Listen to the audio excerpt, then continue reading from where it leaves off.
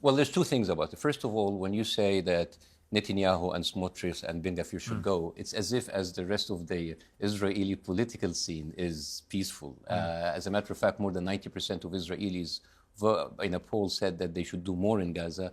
Over 70% of Israelis said that they should actually stop the aid, the humanitarian aid in Gaza. But let's talk about how, I understand the thing. Like, if you gave them a state, it would be rewarding terrorists, right? And we understand, I have to be fair. I know that a lot of Arabs will hate me for saying this, but terrorism has been actually going in the Middle East for a very long time. I mean, do you remember the bombing of the King David Hotel? 92 British soldiers were killed.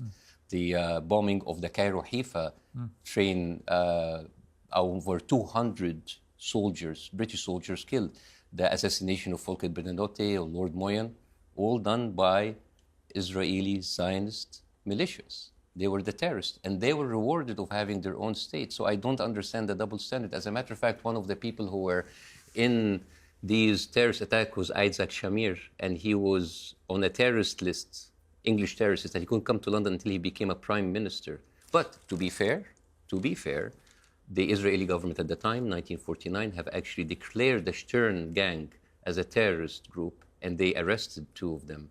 And they gave them very, very, very, very severe sentences, 8 and 5 years, and then they were released after a month. Do you see any blame on your side for any of this going back to 1948? Yeah, I think the Palestinians had done a grave mistake for not accepting the settlement that they were given by the UN partition. I mean, they were given 47% of their land. And let's go back. The Balfour Declaration was 1917. At the time, there were 60,000 Jewish people living in a 700,000 population, which makes them 8%. That number jumped from 8% to 30% after the Second World War and the Holocaust. Now, imagine yourself being a Palestinian, you're having all of these refugees coming to you, and then they're forming gangs and stealing your land and killing you. And then the UN said, I know what we can do. I'm going to give the people who just arrived 30 years ago 53 of the land, and I'm going to give the people who are already there, who form 70%, 47. So if you are British and you had 1 million Ukrainians arriving to your home, and then over 30 years, that number increased to 30% of the population, and then the UN gave you less than half of your country, wouldn't you fight? Wouldn't you resist? But now it's our That wasn't fault. my question. What was your question? Whether you can find anything to criticize since 1948. Give me something to criticize. No, there's a lot to criticize. You know the history better than anybody. There is a lot to criticize. Of course, there's a lot of mistakes. The Middle East has been plagued by a lot of the military dictatorship, of course. But having mistakes we should not be penalized by having our land taken away from us just because the other side is stronger. Right? Because what are you telling your kids? If you're strong and you have enough arms and weapons, you can take whatever land you want. That's not why the UN was formed. That's not why the Security Council was formed. Should they not have responded? Who, Israel? Yeah. On October the 8th, should their response have been to do nothing? It's the question of what would I have done, right? Which is one of the craziest questions ever. It's what would I have done? What would I have done if I magically got teleported into the body of a serial What should they have killer? done? The thing is, I think it's we always ask what Israel should do, but we never ask what should the Palestinians do.